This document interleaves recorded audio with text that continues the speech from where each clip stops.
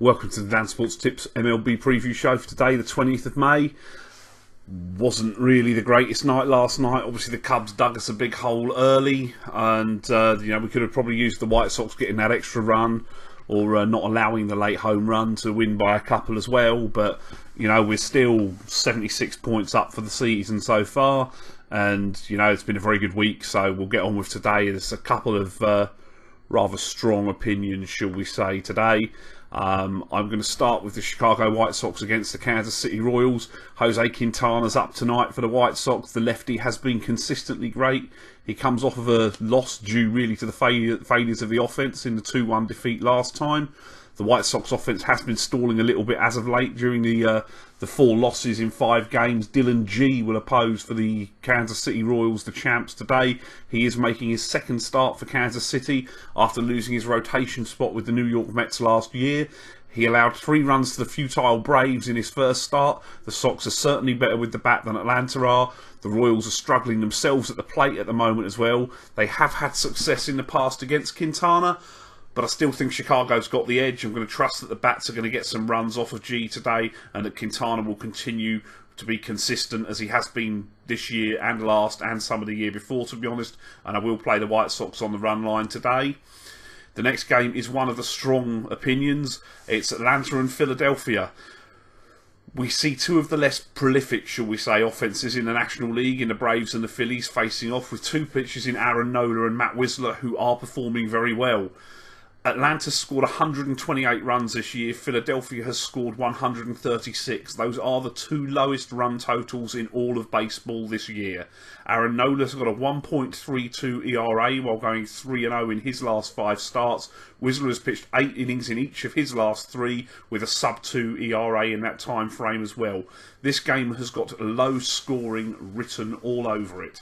I don't really like to play totals at 7 or less. What I'd rather do is go with the race to 3 runs, bet neither. The race to 2 runs, bet neither. And bet Philadelphia to win this game by 1 run on the winning margin.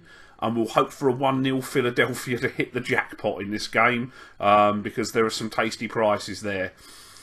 The next game I want to look at is the Mets and the Brewers. Willie Peralta v Steven Matz is a mismatch. Matz had a horror show the first time up this year.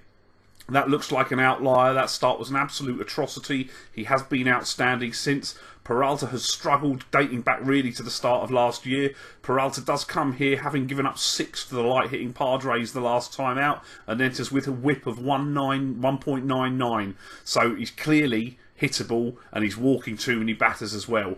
The Mets themselves have been scuffling of late. They've been losing a lot of games. They are effective against right-handed pitching, which does apply to Willie Peralta. Matz has won 5 straight. He allowed 2 last time out against the Dodgers, and no runs at all the previous 2 starts against San Francisco and Atlanta. I feel fairly confident that the Mets will get back on the horse, despite the fact that Milwaukee have just taken 2 out of 3 off the Cubs. I'm going to play the Mets on a run line in this game. Washington against Miami. Tanner Roark's up for Washington today. He's going to be facing Justin Nicolino. On the bare face of that, you'd say Roark was the better pitcher. However, the Miami Marlins have been a kryptonite to Roark this year. Roark is 2-3 with a 3.10 ERA. He's allowed 17 earned runs in 8 starts this year. 14 of those earned runs have come in his 3 starts against Miami, all 3 of which are the 3 losses that Roark has had this year. Nicolino started against the Nationals on Saturday. He had his worst outing of the season, allowing 4 runs and did walk, I think, 5 batters. So I would struggle to take any confidence in backing Miami with Nicolino on the hill. That being said, the total runs is set at 8.5. With the lineups on show and the struggles of the pitchers against the respective teams, I'm perfectly happy to bet over 8.5 runs in this game. The final bet today, we're going to go over to Paddy Power. I'm going to take Steven Matz to strike out 9 or more and the Mets to win, and Carlos Martinez to strike out 7 or more and St. Louis to win in a double that pays 14.75 with Paddy. The main concern with the bet is probably Steven Matz, to be honest. He's reportedly had some tightness in his elbow. That's why he skipped his last start.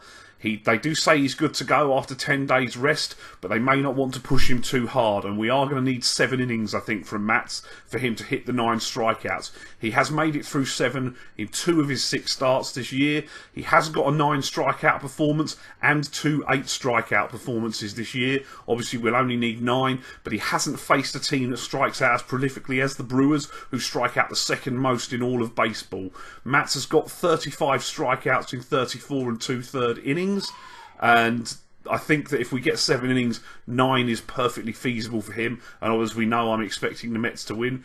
I expect the Cards are going to win against Arizona. Patrick Corbin's pitching for Arizona, and he is improving. But Carlos Martinez will pitch, as I say, for St. Louis. He is generally excellent at Busch. Arizona have got the 5th most strikeouts in baseball this year. Martinez does have 1 8 strikeout game this year. While he's lost 2 straight starts, he has been ill and struggling with the effects of that. He's lost 3 straight overall, but I think he's going to return to form in this game.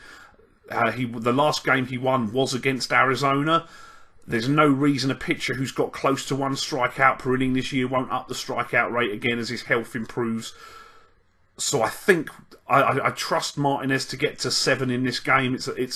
I was expecting to see 8, to be honest, so I'm happy to take 7. He did strike out 7 in 12 of his starts last year, so I think the double looks a fairly tasty little bet. So as I say, 4 points on the double. Mats 9 or more strikeouts and a Mets win, and Martinez 7 or more strikeouts and a St. Louis win. And if that cops, happy days. That's all I've got for today. Best of luck if you're having a play ball.